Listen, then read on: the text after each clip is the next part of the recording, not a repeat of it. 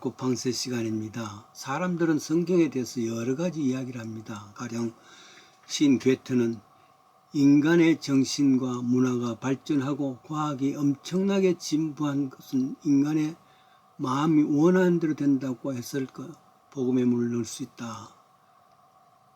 성경이 바로 이 문화를 넘어설 수 없다. 그 말입니다. 그러니까 모든 세상에 있는 문화와 그리고 과학 모든 것이 엄청나게 발전되었다 할지라도 이 성경을 넘을 수가 없다는 그런 말을 했습니다. 철학자 칸트는 성경은 인간에게 가장 큰 이익이 되는 책이라 그렇게 표현을 합니다. 뉴턴이라는 과학자가 있지요. 성서에는 인간에 대한 것보다도 가장 확실한 진리가 있는 책이다. 미국의 대통령 워싱턴은 하나님과 성경을 모르고서 바른 정치를 한다는 것은 불가능하다. 에브라함 링컨이 말이죠. 나는 성서를 하나님에서 주신 가장 큰 선물이라 그렇게 표현했습니다. 하나같이 성경에 대해서 찬탄하는 말입니다. 성경은 신약이라는 참 구약과 신약으로 나눕니다. 예수님을 기점으로 해서 그 이전의 성경을 구약이라 그러고 그 이후의 것은 신약이라 그럽니다. 구약은 39권으로 나눠져 있고 신약은 27권입니다. 이 합해서 66권입니다. 그게 정경으로 규정되어 있습니다. 성경 지금 보시면은 몇 장, 몇 절 이렇게 구분되어 있습니다. 물론 이것은 처음부터 구별된 것은 아닙니다. 읽기에 편리하기 위해서 후대에 만든 겁니다. 몇 장 하고 나눈 것은 서기 1228년 스테판 갱턴이라는 사람에 의해서 나누어졌습니다. 그리고 나단이라는 사람에 의해서 1551년에 절로서 다 나누어졌습니다. 나단 스테파노스라는 사람이죠. 신약의 성경은 누가 썼을까? 실제로 성경에는 성경을 쓴 사람은 40여 명의 저자가 있습니다. 한 사람이 아니란 말. 더더욱이나 하루아침에 한꺼번에 써진 것이 아니라 BC 기원전 1400년 경부터 시작된 글들이 나중 기원 후 100년까지 되었으니까 거의 1500년 사이에 쓰여진 책입니다. 저자들도 40명 각기 다른 환경과 다른 성격과 직업을 가진 사람들입니다. 그런데 말이죠. 이렇게 1500년 동안에 쓰여진 것과 저자들이 40여 명 각각 다른데도 불구하고 성경은 통일된 이야기입니다. 참 신비한 것이죠.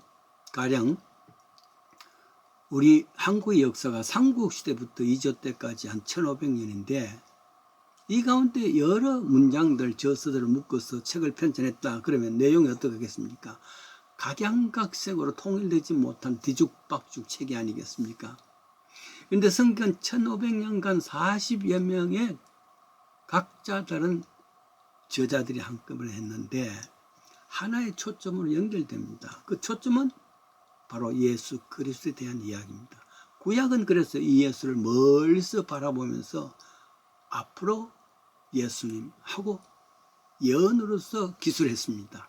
신약은 직접 전한 바로 이분에 대한 이야기입니다. 증거란 말이죠.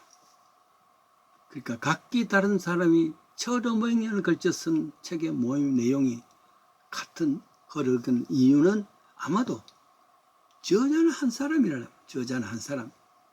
물론 40여 명의 저자가 있습니다만은 그러나 이것은 본래 저자가 한 사람 있었다. 한 분 있었다.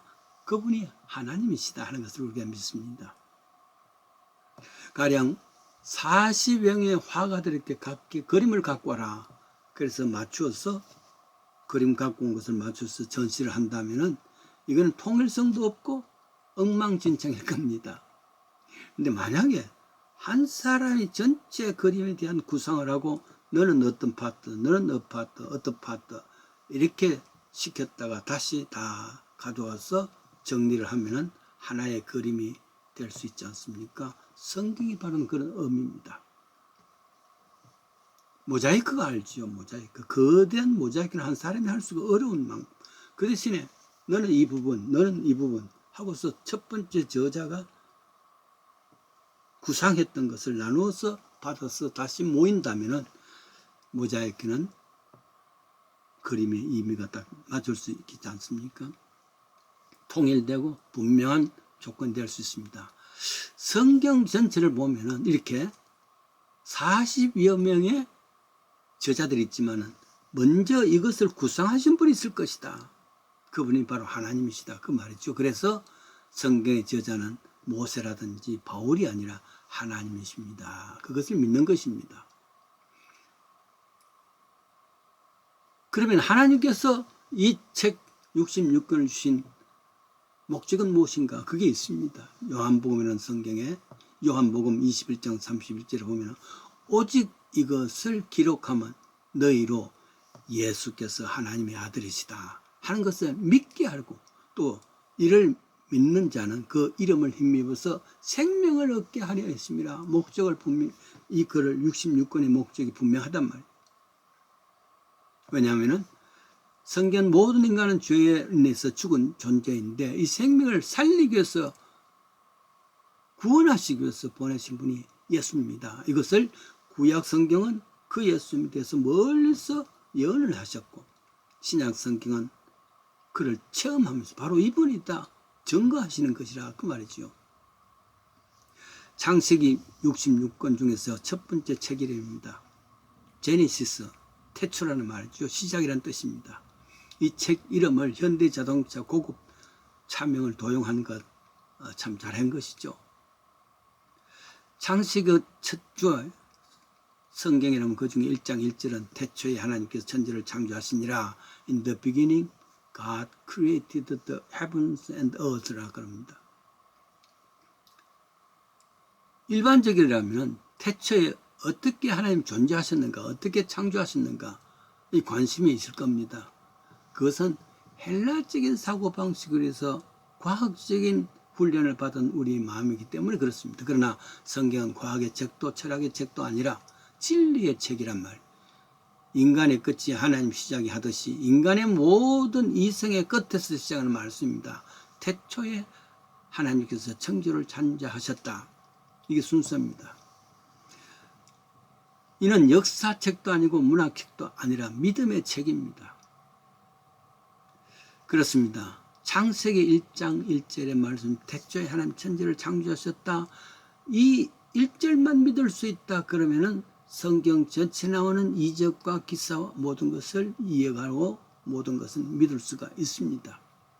그러나 창세기 1장 1절을 넘어가지 못하면 천지를 창조하셨다. 그러면 다윈의 진화론은 어떻게 되고 진짜 과학적으로 설명할 수 있는가? 이런 걸 걸리면은 성경 안에는 여러 가지 기적과 이적들 통과할 수가 없습니다. 그런 의미에서 창세기 1장 1절의 말씀이 얼마나 중요한지 이 말씀이 내가 믿음으로 받아들일 수 있는지 없는지에 따라서 성경을 믿을 수 없는지 있는지 구분될 수가 있고 성경에 있는 기적과 이적들을 내가 믿을 수 있나 없나 하는 것을 구분할 수가 있습니다. 이 창세기 1장 1절을 이해할 수 없다면 믿을 수 없다면 성경 전체가 믿을 수가 없습니다. 일본의 사립 명문 동지사 대학 설립자가 니시지마 교수입니다.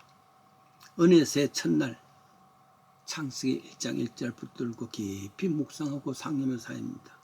이어코 눈물을 흘리면서 무릎을 꿇고 하나님 앞에 아멘 하고 내가 이 사실을 믿습니다. 이 한 장만 지나가니까 한 절만 믿으니까 성경 안에 있는 모든 것을 믿어지더라. 그랬습니다. 인간이 아메바에서 인간이 되었다. 그걸 고백할 수 있겠습니까? 그렇습니다.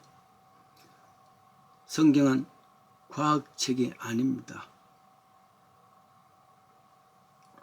나는 하나님께서 만드신 고귀한 인간이다. 창세기 1장 1절의 말씀이거든요. 이걸 확신할 수 있다면 나는 전적으로 하나님 앞에 의지할 수 있지 않습니까? 그래. 하나님께서 나를 창조하시고 나로 하여금 어떻게 살아라 가이드라인을 주시는데 왜 성경이란 말이에요. 결국 성경은 하나님이 저자이십니다. 이 한 해 성경의 저자는 하나님이심을 믿고 성경과 가까운 삶을 살아야 되는 겁니다. 성경이 나의 이 한 해 가이드북으로 믿음의 책으로 나에게 다가올 수 있기를 원합니다.